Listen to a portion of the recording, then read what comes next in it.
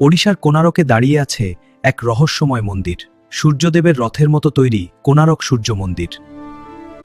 রাজা নরসিংহদেব স্বপ্নে সূর্যদেবের আশীর্বাদ পান, আর তারপর শুরু হয় এক মহাকাব্যিক মন্দির নির্মাণ। হাজারো শিল্পী আর কারিগর বছরের পর বছর পরিশ্রম করে গড়ে তুলেছিলেন সূর্যদেবের এই বিশাল রথ।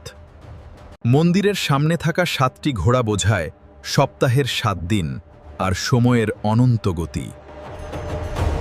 মন্দিরের 24টি বিশাল চাকা শুধু অলংকার নয়, এগুলো ছিল সময় মাপার সূর্যঘড়ি। সূর্যের ছায়া দেখে পুরোহিতরা সময় নির্ণয় করতেন, যেন পাথরের মধ্যেই লুকিয়ে ছিল ঘড়ি। প্রতিটি চাকায় ফুটে উঠেছে নৃত্য, সঙ্গীত, পশু পাখি আর প্রাচীন ভারতের রাজকীয় জীবন। মানুষ বিশ্বাস করত সূর্যদেব নিজেই এই মন্দিরকে আশীর্বাদ করেছিলেন।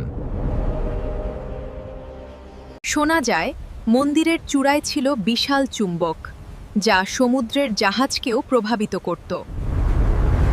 সময়ের সঙ্গে মন্দিরের অনেক অংশ ভেঙে গেলেও আজও অটুট রয়েছে তার রহস্য আর সৌন্দর্য। আজ কোণারক সূর্য মন্দির ইউনেস্কো বিশ্ব ঐতিহ্যের এক গর্বিত নিদর্শন। কোণারকের প্রতিটি চাকা আজও যেন সময়ের গল্প বলে, আর মনে করিয়ে দেয় প্রাচীন ভারতের অসাধারণ জ্ঞান।